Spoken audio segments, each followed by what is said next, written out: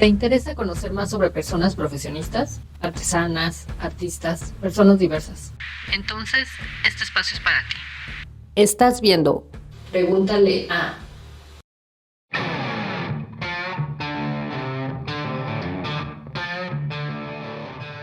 Soy Jesús Ignacio Lafonte Razas, soy de aquí de Chihuahua, el norte de México. Tengo 60 años, soy una persona usuario de silla de ruedas, sí, soy una persona con discapacidad motriz, viviendo ya con algunos años de esta discapacidad.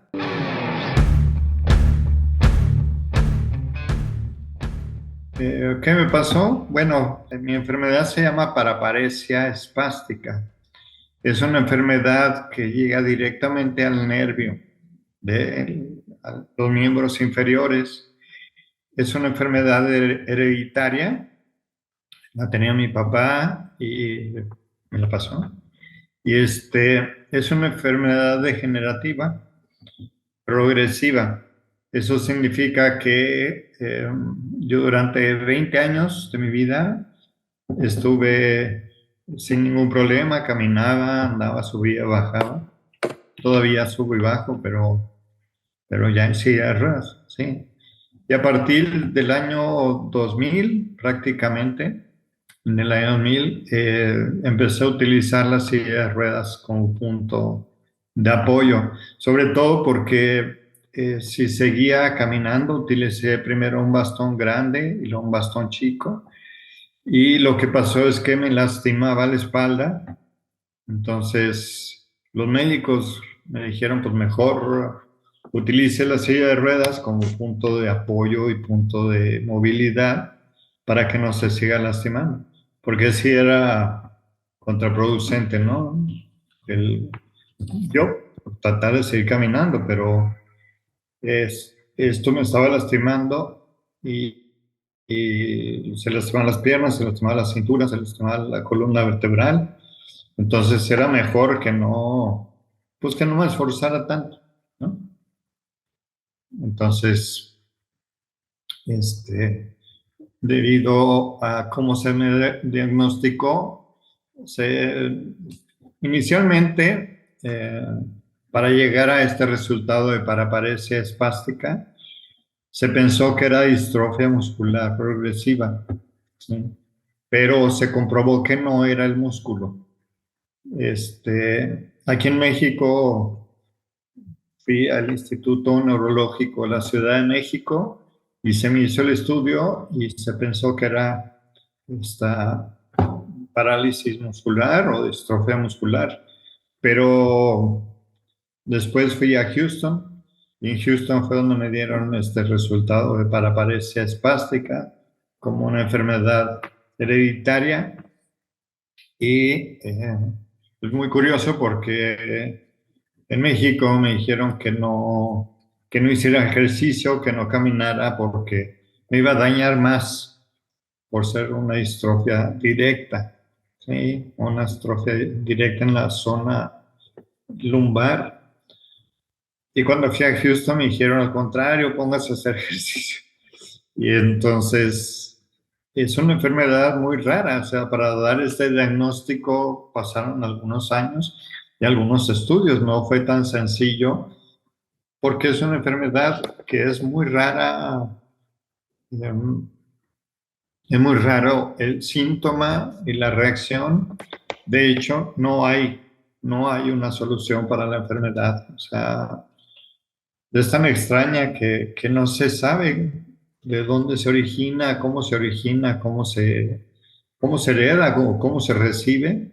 Por lo tanto, no pueden darme una solución. O sea, no es de que, pues lo operamos y ya no sé.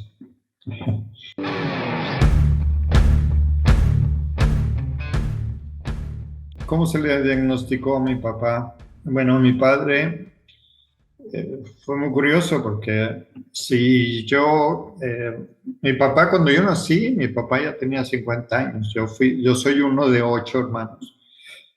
Y entonces, eh, si cuando yo tenía 20 años era difícil diagnosticarlo, Pues cuando mi papá tenía 20 años era mucho más difícil, la medicina y todos los estudios eran mucho más complicados. Y es muy curioso porque en esa época pues te enfermabas y ya te enfermabas, no era un estudio, era muy difícil que la gente dijera, me enfermé de esto, voy a ponerme a investigar qué es y cómo es. Lamentablemente mi papá pues no tenía los medios ni las preocupaciones por ver cómo se diagnosticaba o qué se podía hacer.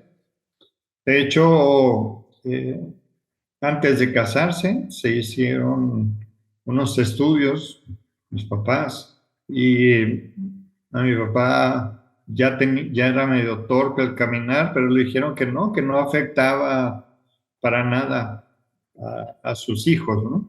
Ni a él. Y el diagnóstico fue distrofia muscular, pues nada más que se cuidara.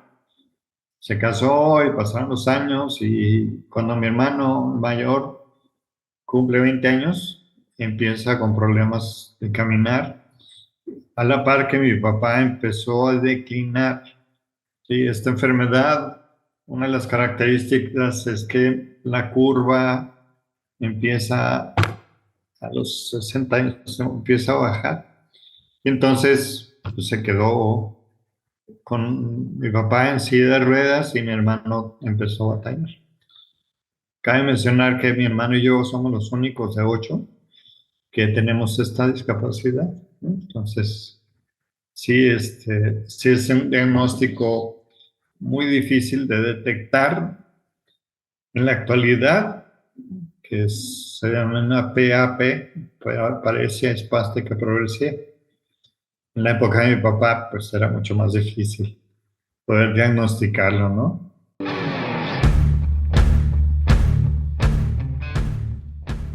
Esta enfermedad degenera nervios. Sí. Es directamente a los nervios. Tenemos en la parte baja de la columna vertebral, tenemos un sistema nervioso central y degenera directamente al nervio. Uno de los ejemplos más claros es que es como en los carros le mandamos una señal eléctrica para que arranque, ¿no? Una señal para que se frene. ¿Sí? Igual nosotros tenemos una serie de cables, por decirlo de una manera, ¿sí? Y entonces de mi cerebro a la pierna, yo le mando decir, levántate, muévete, camina, tira una patada, ¿no? ¿Sí?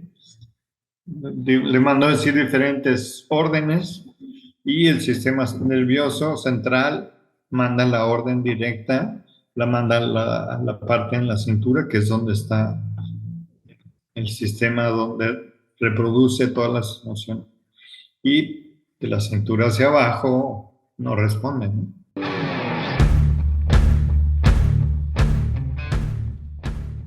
La enfermedad es dolorosa.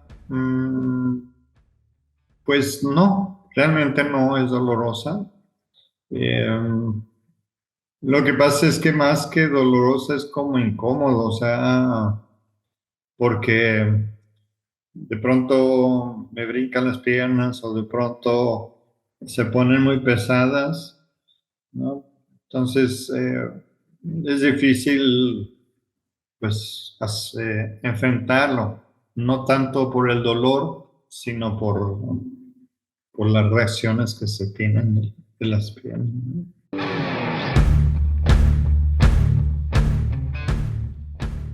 Pues, ¿cómo es mi día a día? Pues trato de asimilarlo. Yo creo que para mí la palabra adaptación es como mi lema, adaptarme, ¿no? ¿Por qué? Porque cada día vivo diferentes circunstancias.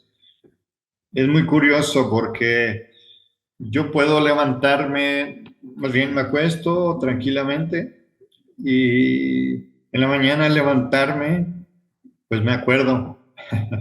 Me acuerdo que estoy enfermo de las piernas y no me puedo levantar, ¿no? Entonces, desde ahí empieza la adaptación. Cada día es así como día a día. Ahora sí que es solo por hoy, ¿no? O el aquí y el ahora.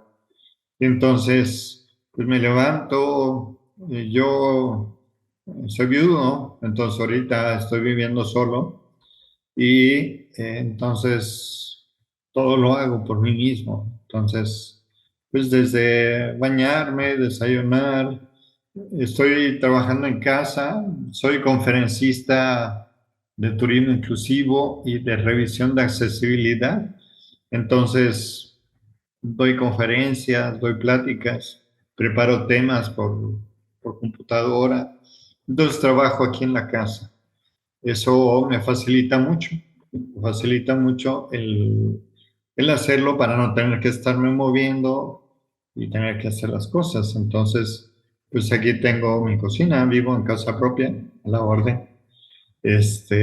Entonces aquí, pues me cocino, aquí estudio, aquí trabajo, descanso, a la hora de comer, después de comer descanso un momento. A veces tengo que recostar un poco la espalda y las piernas porque es cansado. Como comenté, no es doloroso, pero sí es cansado.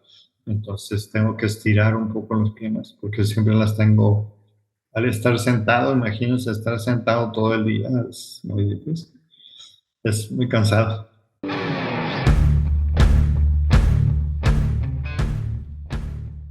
Sueño que puedo caminar, sí sueño que puedo caminar. Es muy curioso porque a veces he soñado que camino, a veces sueño que corro, que camino en el bosque, que corro. Y es muy curioso porque de pronto mi hermana, mis amigos, oye, te soñé que estabas caminando y que íbamos corriendo y que íbamos... Entonces, el soñar es como parte de esta actividad, ¿no? Y es parte de la motivación, o sea, porque cuando sueño eso, es curioso el soñarlo y despertar y ver que no puedo, debería de entristecerme. Bueno, en alguna ocasión sí me entristece, pero la mayoría de las veces cuando lo sueño, la verdad es que lo sueño una vez al mes o una vez cada 3 meses, ¿no? No es tan común que lo sueñe, pero cuando lo sueño me levanto muy contento, ¿no? Porque caminé. Entonces, es interesante esa parte, ¿no?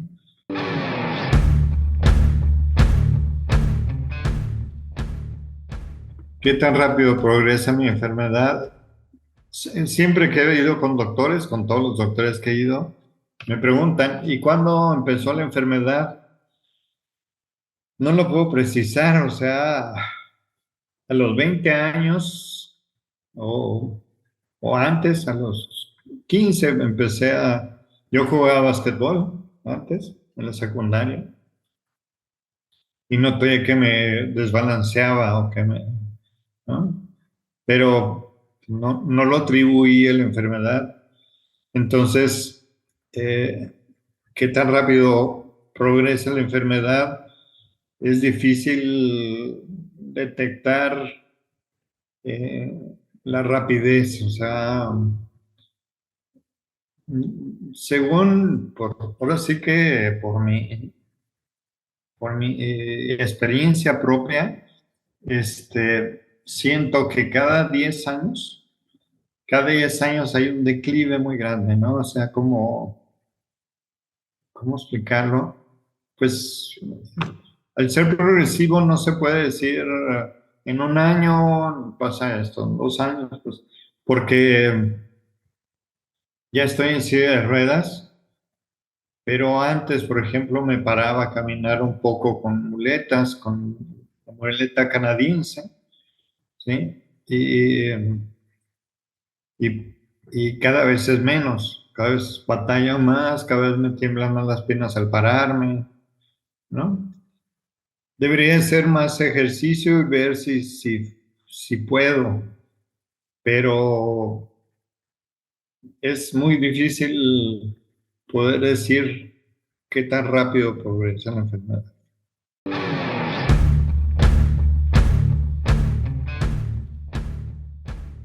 ¿Qué me motiva a levantarme día a día? Pues son varias cosas. Uno es la posibilidad de hacer cosas, ¿no? Me gusta, me gusta tener que hacer. O sea, por ejemplo, el saber que va a haber una entrevista, para mí es motivante, ¿no? Es saber que voy a hacer algo al día siguiente. Porque sí, una de las cosas que me desmotiva a levantarme día a día es el no tener que hacer, ¿no? Porque mucha gente o las personas sin discapacidad pues tienen la posibilidad de salir, de hacer cosas, de subir y bajar, conocer gente. Para mí es más complicado, entonces la motivación, levantarme, es el poder ver a mis amigos, tengo una hija, tengo una nieta y un nieto, entonces el poder verlos, el poder ver a mis hermanos, el poder trabajar cuando me encargan de algún tema o sé que tengo alguna entrevista o que tengo una conferencia que preparar, eso me permite levantarme con más ánimo, levantarme día a día.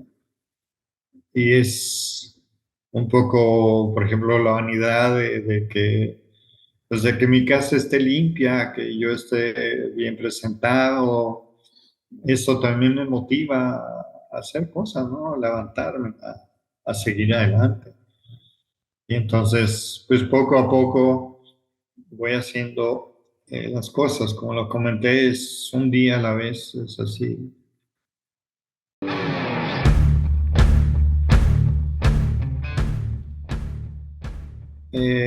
¿A quién admiro en mi vida? Pues admiro, ay, es una pregunta que sí tengo admiración por las personas, pero admiro, admiro en mi vida. mm, yo creo que no tengo una persona específica, no puedo decir así como un Stephen Hawking, ¿no? Que andaba en silla de ruedas y apenas podía moverse y descubrió la relación con el universo. No tengo una persona en específico, ¿sí? Muy buena pregunta. Admiro los hechos, admiro las cosas que hacen, o sea, admiro personas con discapacidad que de repente eh, les falta piernas y se dedican a bucear y son ejemplo. O que inventan un aparato para subir y bajar, o que así con las personas con discapacidad. Cuando mi hermano trabaja con animales y hace un rescate de un lobo mexicano o del oso, eso para mí es admirable. Entonces, eh, a quien admiro en mi vida no es por persona, pero es por actividad. O sea, la persona que puede subir al Everest o la persona que, no sé, me motiva, por ejemplo, ver que andan, no sé, que bucean o que andan, que saltan en paracaídas o tanto así que eso me motiva a yo querer hacerlo, ¿sí? Y buscar los medios para hacerlo. Que como persona con discapacidad, con respecto al turismo inclusivo, pues es complicado porque ya tiene 10 años trabajándose en eso en México, todavía hay muchos lugares que no se puede hacer. Entonces, a mí me motiva el ver que hay lugares y hay personas que hacen estas actividades, ¿no?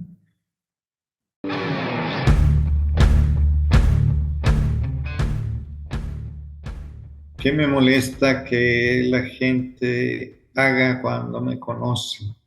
En un principio me molestaba que me vieran en silla de ruedas, pero esto más por, yo creo que más por vanidad propia que por ellos, ¿no? Pero, ¿qué me molesta? Me molesta muchísimo que voy a algún lugar y cuando voy acompañado con mi pareja o con mi hermana, con mi hermano, y pregunto alguna información, yo hago la pregunta y le contestan a ellos, ¿no? Así como, pues es que, así como, yo estoy acá, así como esa, es que no es indiferencia, pero es así como ignorarme, ¿no? Así como, oiga, yo hago la pregunta, yo hago la duda, pues contésteme a mí, ¿no? Es una de las cosas que me molesta muchísimo, o sea, ¿no? Y lo es muy curioso porque cuando conozco a la gente, muchas veces, así como, ay, pobre señor, el viejito en la silla de ruedas.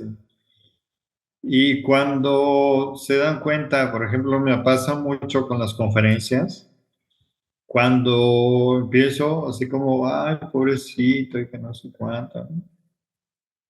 Pero empiezo a platicar ya la conferencia y digo mis experiencias de vida y soy licenciado en educación, soy guía Montessori, soy guía de turismo certificado, estoy diplomado como experto en turismo y en revisión de accesibilidad como experto en accesibilidad. Entonces la gente cambia, así como, ay, perdón, o sea, esto se le hace nudo, ¿no? Así como, cierto, sí, disculpe, licenciado, ¿no? Entonces, esa actitud social de prejuzgar o de hacer, ¿no? Eso me molesta que la gente lo haga, ¿no? Y, y hombres y mujeres, o sea, eh, también con la mujer de pronto no es tan fácil andar en silla de ruedas y no presentarse y llegar con una mujer a presentarse, pues también que lo ignoren a uno también es molesto, ¿no? Entonces, es cultural, yo creo, esa parte, ¿no? O sea, eh,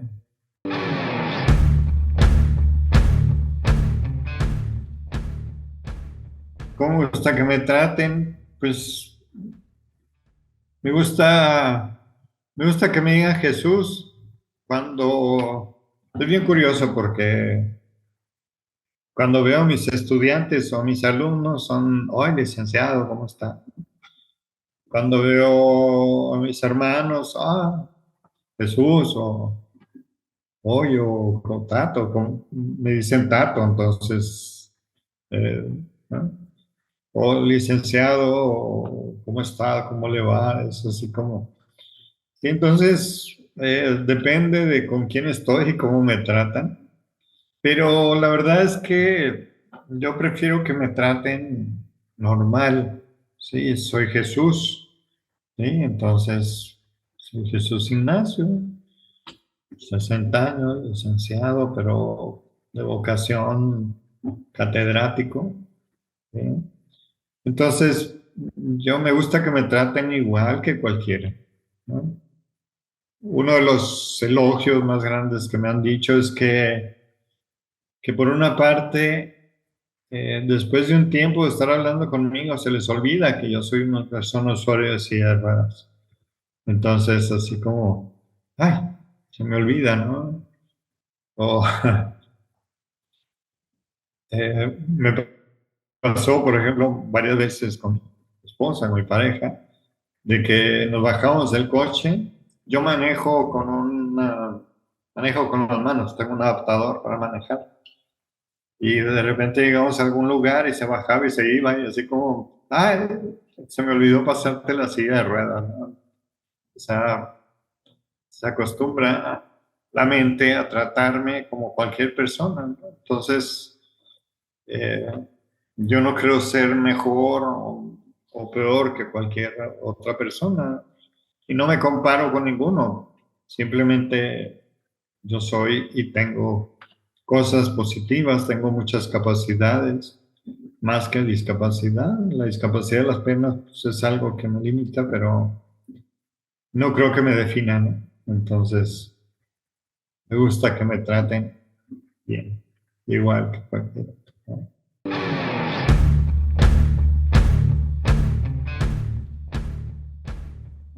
¿Cómo le hago para ir al baño? ¿Cómo le hago? Bueno, pues en mi casa, aquí en su casa, tengo, desde la entrada tengo rampas y tengo barras de apoyo, unas barras alrededor del excusado, del toilet, y eso me permite poderme girar, parar y entrar a la taza de baño, ¿no? Al sanitario. Igual para la regadera, igual tengo otras barras y tengo una silla son unas sillas plásticas blancas, no las de jardín, esas no, estas son especiales. De plástico duro, entonces me siento ahí y ya me puedo bañar, ¿sí? O al tener barra lateral me puedo levantar para bañarme bien o para girarme, para sentarme en el excusado, entonces, perdón. Entonces, ¿cómo le hago? Pues basándome en las adaptaciones a los baños. Y pues yo como experto en accesibilidad, sé a qué altura poner las barras, cómo hacerle. Entonces, pues al estar yo solo, tengo que buscar los medios. Volvemos a lo mismo, la adaptación es la base de mi vida.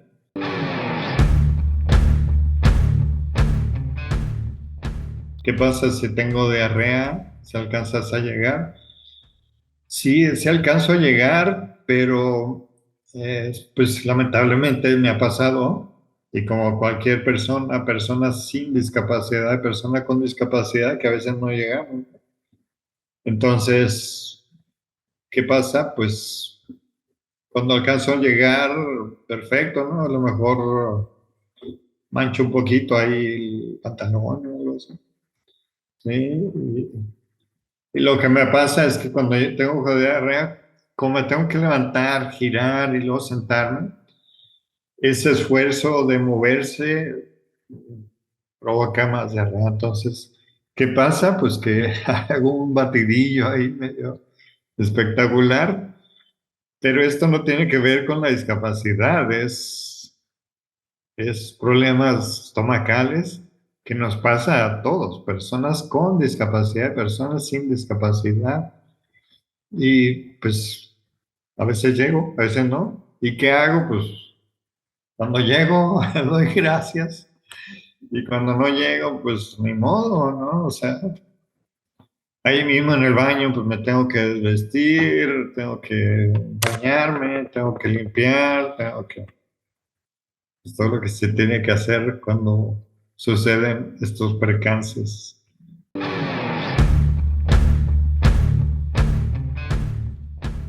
Es discriminatorio pensar que las personas de silla de ruedas para trabajar tienen que estar 8 horas sentado.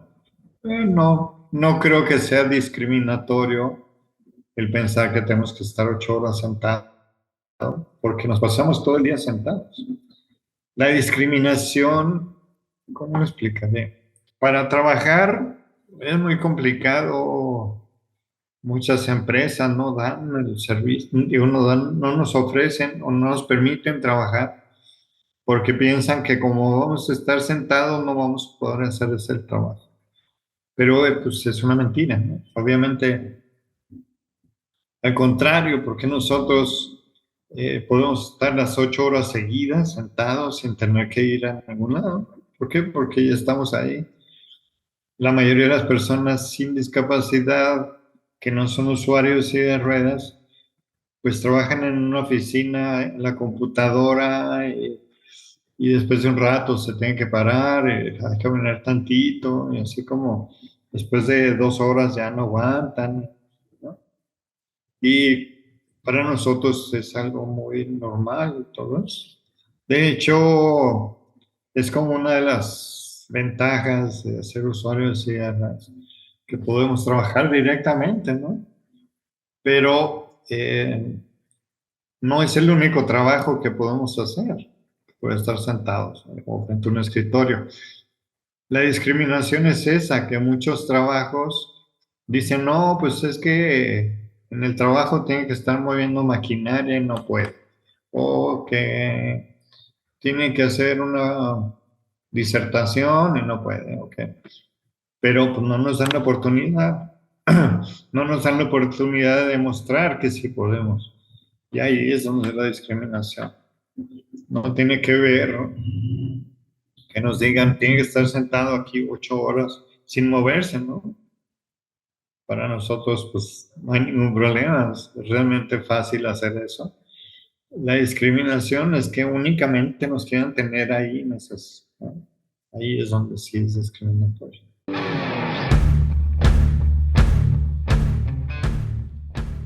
¿He sacado algo bueno de lo que te pasó? Sí, sí lo he sacado. Yo creo que, vuelvo a lo mismo, la adaptación ha sido el secreto, o sea, ¿no? Eh, es muy curioso porque yo no sé cómo sería mi vida si no tuviera discapacidad, ¿no? O sea, yo digo que mi vida iba hacia un punto donde yo era una persona activa, una persona con muchas posibilidades de trabajar directamente en el campo, directamente guiando gente, ¿sí? Eh, Guapo, galán. ¿Ah? Entonces, cuando empieza a declinar por la parte de la enfermedad, pues me tengo que ir adaptando. Lo guapo sigo, pero la base de en qué iba a trabajar y qué iba a hacer fue cambiando, ¿no? Me fui adaptando. Y bueno, ¿qué será?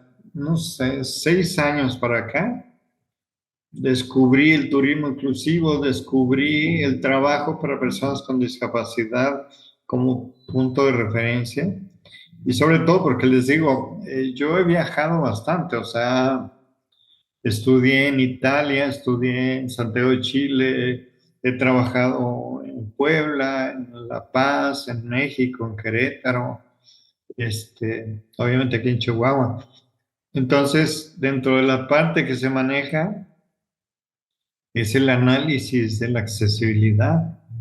Y entonces el descubrirlo para mí fue impactante porque me di cuenta que no había alguien que se dedicara a exponer la necesidad de hacerlo. Y sobre todo, yo como usuario, yo como alguien que me afecta directamente, pues no tenía manera. Entonces, ¿qué he sacado de bueno? Pues el poder enfrentar estas actividades y poder demostrar que se puede hacer. O sea, para mí, el ver que la gente me escucha y haga un cambio de mentalidad, tanto en personas sin discapacidad como personas con discapacidad. O sea, muchas personas con discapacidad me dicen, ay, pero ¿a poco se puede hacer eso? Y pues ahora sí que papelito habla, ¿no? O sea, hasta que no les enseño la foto y así como, ¿no? Entonces, ¿qué he sacado de bueno? Pues poder enseñar, poder demostrar esta parte y poder seguir adelante, ¿no? Poder apoyar a mucha gente y poder apoyarme. Para mí, pues ha sido un reto personal, ha sido una parte de trabajo interno que he tenido que ir haciendo. Aparte del físico, el poder enfrentarlo, ese físico deteriorado, el poder estar presente, ¿no? Más que físicamente, emocional y espiritualmente.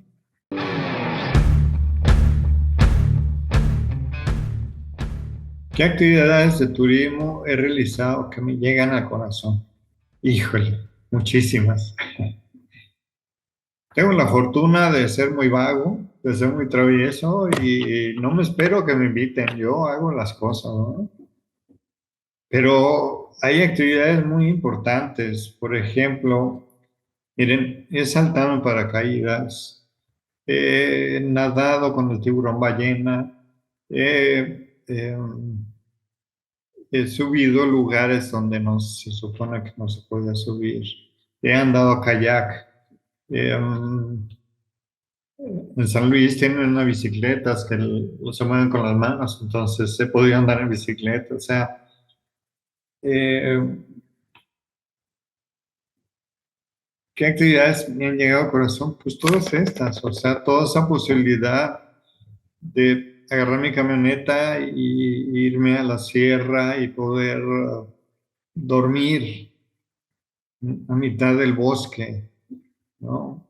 O poder ir a visitar Oaxaca y poder, me fui manejando desde Puebla hasta Oaxaca y poder llegar y conocer Puerto Escondido y poder disfrutar de esas playas hermosas. O sea, todos y cada una de las actividades me han llegado al corazón. Es difícil precisar una actividad, ¿por qué? Porque por lo mismo, yo creo que como persona con discapacidad, el lograr hacer algo, o sea, voy aquí a la hacienda de El Saus, que está a 1 hora de Chihuahua, y ya es un logro para mí. Ya me siento satisfecho, ya me llega al corazón. Tan es así que muchas de estas actividades, este, me han podido porque me gusta hacerlo, pero también porque una vez que llego ahí me dicen, oiga, pues ayúdanos a ver cómo lo hacemos accesible, ¿no? Entonces es muy satisfactorio esa parte.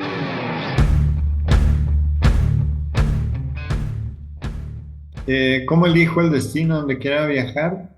Pues por una parte, Chihuahua es puro desierto, ¿sí? Son 4 horas de camino en carro para cualquier parte, norte, sur, este, oeste. Entonces, es desierto impresionante, 3/4 partes del estado, la otra cuarta parte es sierra. ¿Cómo lo elijo? Pues decido los lugares un poco, qué es lo que quiero hacer yo y otros por invitación. Tengo precaución de ver cómo voy a llegar, qué servicios sanitarios hay, qué comidas, qué lugares, ¿sí? Entonces, lo elijo en base a lo que quiera hacer. Si quiero ir a dar una conferencia, pues veo que sea accesible y todo, ¿sí? No tengo una preferencia que diga, pues elijo ir a la sierra, o elijo ir al mar, o elijo ir al desierto, o elijo ir a una pirámide, sino simplemente elijo por puntos de referencia, ¿verdad? Y en esta parte pues el elegir el destino es así como, pues un poco, pues hoy tengo ganas de conocer una pirámide, por ejemplo, tengo una hermana que vive en Toluca y fui a visitarla y estando ahí, pues me dijo, ¿qué destino quieres conocer? Y yo tenía muchas ganas de conocer Chichén Itzá y Teotihuacán. Y, bueno, pues dijimos, vamos a Teotihuacán, entonces vamos a conocer la zona de la pirámide. Entonces, el destino muchas veces se me ha presentado sin que yo le elija, ¿no? Así como casi, casi por sí mismo y por estar en un lugar, digo, soy muy curioso, entonces voy a la sierra y me dicen, ¿saben qué? Hay un destino, que hay una cascada, la cascada de Basaciachi, de las más altas de México. Y bueno, pues ya estoy por ahí, pues voy y la conozco. O que voy al desierto y pues resulta que está Paquimé, la zona arqueológica de donde se hacen las ollas de Mata Ortiz, que tienen premios internacionales muy importantes, pues entonces voy y lo conozco. Así como que me invitan a dar una conferencia. Acabo de regresar de Tampico, ¿sí? Me invitaron a dar una conferencia en el Congreso de Guías de Turismo y de personas con discapacidad. Entonces, pues fui al Congreso, pero ya estando ahí, pues aproveché para ir a conocer el puerto, ir a conocer.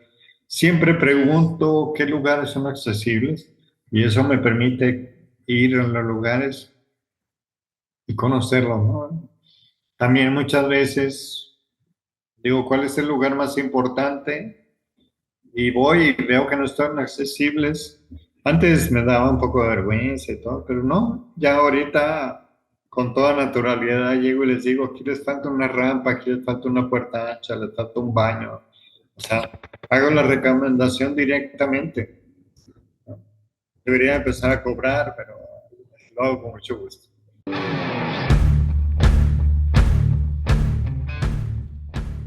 ¿Qué tanto me preparo para mis viajes?